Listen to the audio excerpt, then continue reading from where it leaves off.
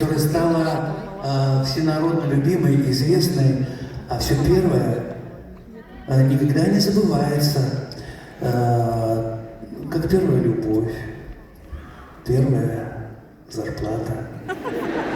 Вообще все первое остается в памяти навсегда, тем более, что эта песня имеет такое содержание, которое сейчас даже более актуально, чем тогда, в те далекие годы, когда она появилась. Ну, что там говорить? Первая песня «Расскажите, птица».